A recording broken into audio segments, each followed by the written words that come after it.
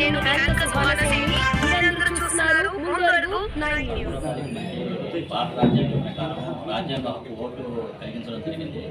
ప్రతి పౌరుడికి ప్రాథమిక హక్కు రాజ్యాంగం 1951వ సంవత్సరం నుంచి మనకి రాజ్యాంగ హక్కు ప్రకారం ఓటు హక్కు ఎంచుకోవచ్చు. కుల మత భేద అభేదం లేకుండా ప్రతి ఒక్కరు తన ఓటు హక్కును వినియోగం చేసుకోవాల్సిందిగా కోరుతున్నాము.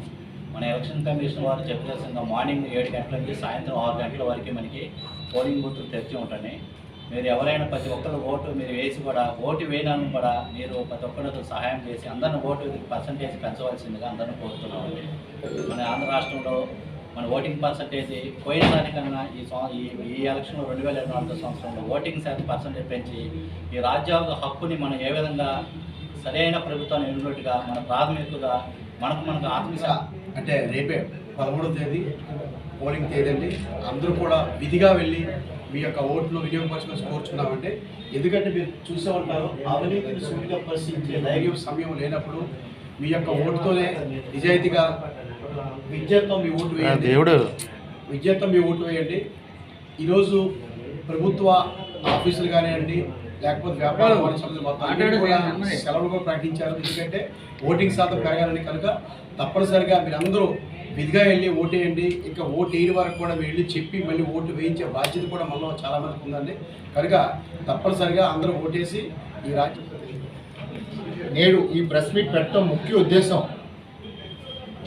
రేపు జరగబోయే ఎన్నికలు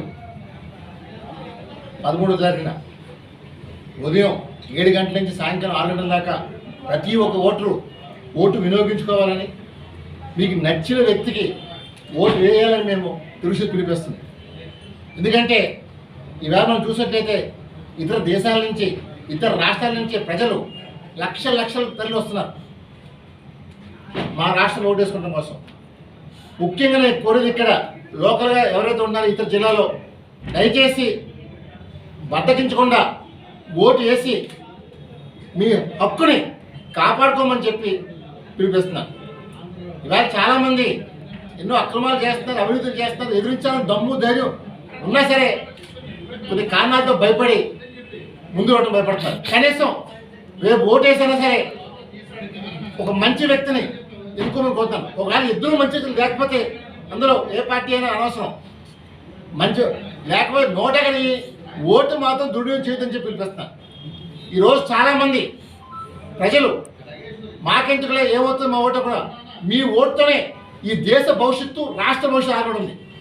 అంటే ప్రతి ఒక్క 5 సంవత్సరాలు వచ్చి ఓటు, రేపు మీ నాయకుడు ఈ రాష్ట్రాన్ని బాగా పరిపాలించాలన్నా, మీ ప్రజాప్రతినిధి మీకు అందుబాటులో ఉండాలన్నా, మీరేం ప్రశ్నించాలన్నా ముందు మీరు ఓటు వేయాలి. మీరు ఓటు అయినప్పుడు మీకు అడిగే హక్కు కానీ ప్రశ్న తత్వం మీకు ఏం అలవాటు చేస్తాను. మీరు నిజంగా దేశ ద్రోహం లెక్క చేస్తాం. ఇప్పటికైనా సరే గడిచిన దశాబ్దాలుగా ఓట్లు చాలామంది వేగిపోవడం చూస్తున్నాం. కానీ ఈసారికైనా మార్పు మొదలు పెడదాం. రేపు వచ్చే ఎలక్షన్ నుంచి రేపు మార్పు మొదలై కనీసం 90% ఓటింగ్ శాతం పెరిగేలాగా రాష్ట్రం మీరు కోరుకుంటున్నాను. ఎందుకంటే ఇవాళ రాష్ట్రంలో పెట్టి పేరుని ప్రజాస్వామ్యాన్ని కూలీ చేస్తున్నారు. అందువల్ల మంచి నాయకులు ఎంచుకుంటే మనకు ఒక అన్నగా, తమ్ముడుగా, కొడుకుగా, మనవడుగా, మీ వాడిగా, మీ ఇంటి పెట్టిగా ఉండే నాయకులు మనకు కావాలి. అంతేగాని ఏదో మేము దోచుకుందాం, దాచుకుందాం, దండుకుందాం, పెంచుకుందాం, పాకులాడదాం అలాంటి వ్యక్తులు వద్దు. మనసు మంచి వాళ్ళకి ఓటేద్దాం. ఈ రాష్ట్ర భవిష్యత్తు, దేశ భవిష్యత్తు కాపాడి మరో నూతన అధ్యాయానికి నాది రోజు పిలిపిస్తాను. జై హింద్.